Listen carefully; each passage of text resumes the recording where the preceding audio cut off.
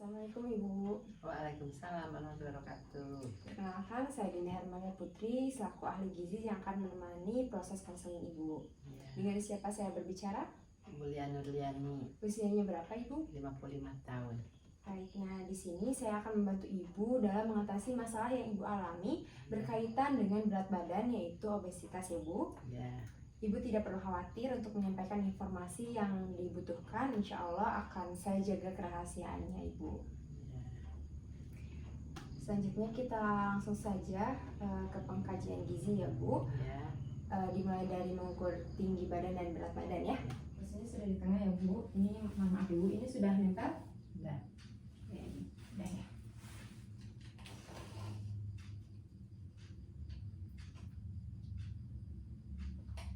Oke, berat badannya Bu. Maaf ya Bu. Pandangan lurus ke depan. Oke, sudah Ibu. Nah, di sini dari hasil pengukuran antropometri, berat badan Ibu 76 kg dan tinggi badan Ibu 147 cm, sehingga hasil perhitungan indeks massa tubuh Ibu sebesar 36,11. Status gizi Ibu dikategorikan obesitas atau berat badan lebih tingkat berat. Karena IMT-nya itu lebih dari 27. Obesitas ini merupakan kondisi ketika lemak yang menumpuk di dalam tubuh sangat banyak akibat kalori masuk lebih banyak dibandingkan kalori yang terbakar di dalam tubuh. Boleh saya lihat berkasnya Bu? Ya. Ya. Saya cek dulu ya Bu untuk pemeriksaan biokimia, fisik dan klinisnya. Di sini kolesterolnya 253 mg per desiliter. Di sini termasuk tinggi ya Bu. HDL-nya 57 mg per desiliter dan LDL-nya 165 mg per desiliter. Di sini HDL-nya normal, namun LDL-nya tinggi Bu. Tekanan darah termasuk tinggi atau hipertensi karena 140 per 80 mm per Hg. Boleh Ibu ceritakan keluhan apa yang Ibu rasakan sehingga Ibu memutuskan untuk melakukan konseling ini Bu? Ini merasa susah berdiri, badan terasa berat dan kaku. Ini kaki Dari paha ke dari bawah. paha ke bawah, kemudian sering pegal dan kaki kesemutan. Dampak yang dirasakan juga cukup mengganggu aktivitas sehari-hari Ibu mungkin ya?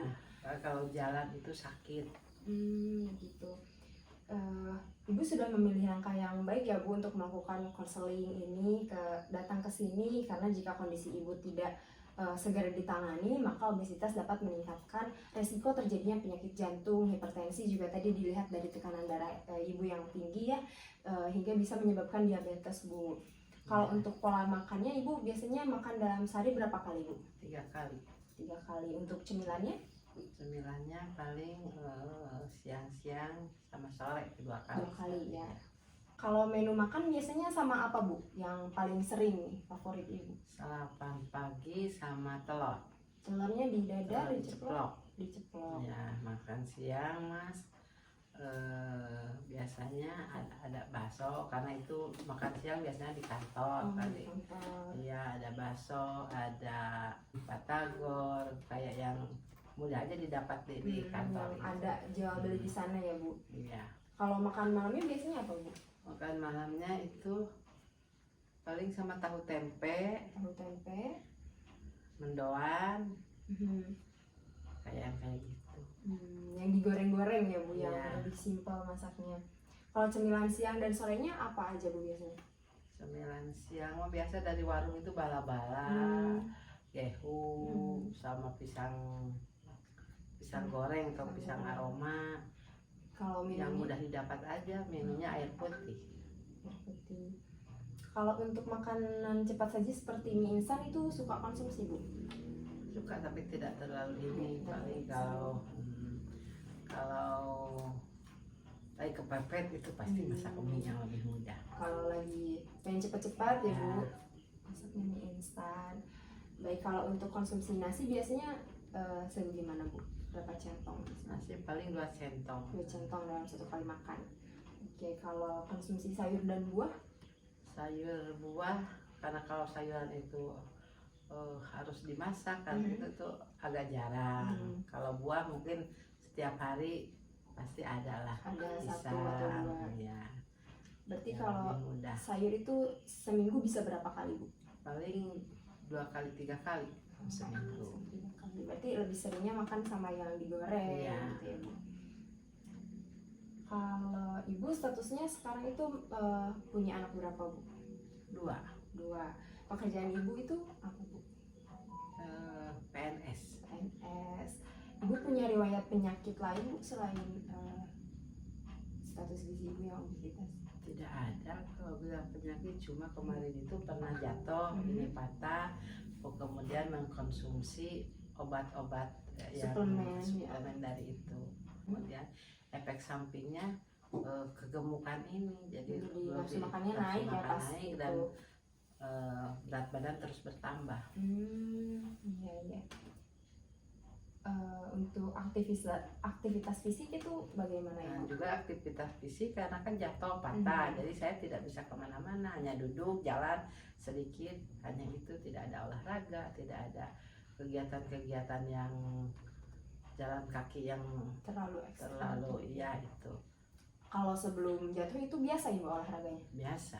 Masih sempat ya, Bu. Berarti ada penurunan aktivitas fisik setelah kakinya patah ya, Bu? Iya. Oke, baik. Nah, setelah kita berbincang-bincang mengenai riwayat makan ya tadi, pola makan dan lain sebagainya, terdapat beberapa faktor yang menjadi alasan timbulnya masalah obesitas ini. Untuk pola makan Ibu sudah baik, yaitu 3 kali makan utama dan 2 kali makan selingan. Namun kebiasaan makan gorengan nih sama mie instan mungkin tadi ya, menu makanan yang kebanyakan digoreng juga, ditambah dengan aktivitas fisik yang kurang serta terhambatnya juga karena itu ya yang patah tulang tadi itu menjadi pemicu Ibu mengalami obesitas. Karena itu didapatkan beberapa diagnosa gizi ya, Bu. Yang pertama ada domain intake, kelebihan intake energi berkaitan dengan kebiasaan makan yang salah ditandai dengan sering mengonsumsi gorengan, mie instan dan makanan yang tinggi kalori. Karena tadi yang gorengan-gorengan itu kan banyak tepung terigunya ya, Bu. Untuk domain klinis, berat badan lebih berkaitan dengan kelebihan asupan energi ditandai dengan IMT tadi lebih dari 27. Sedangkan untuk domain perilaku, aktivitas fisik yang kurang berkaitan dengan waktu yang terbatas dan adanya luka yang dapat menurunkan aktivitas fisik sehari-hari ditandai dengan intensitas aktivitas fisik yang rendah. Oleh karena itu, di sini saya menyarankan diet energi rendah ya untuk jenis dietnya. Tujuannya untuk mencapai status gizi yang normal lagi, perubahan nilai-nilai berkaitan dengan tadi kadar kolesterolnya yang tinggi dan pemilihan makanan untuk dikonsumsi sehari-hari. Untuk prinsip dan syarat dietnya tadi sudah saya hitung ya, Bu. Energi rendah dengan penurunan sebanyak 500 kalori. Kebutuhan sehari yaitu sejumlah 1530,2 kilokalori. Untuk proteinnya 15% dari kebutuhan energi yaitu 57,38 gram. Untuk lemak sebanyak 25% dari kebutuhan energi yaitu 42,50 gram, dan karbohidratnya itu sisanya presentasinya 60% dari kebutuhan energi yaitu 229,53 gram.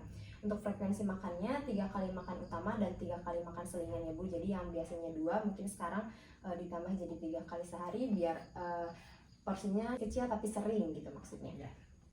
Baik, selanjutnya untuk monitoring dan evaluasi nanti ada beberapa domain yang akan kita monitor ya, Bu. Yang pertama ada antropometri. Evaluasinya kita harus menurunkan berat badan Ibu dengan target setengah sampai 1 kg sampai berat badan normal secara bertahap dalam kurun waktu 1 minggu sekali.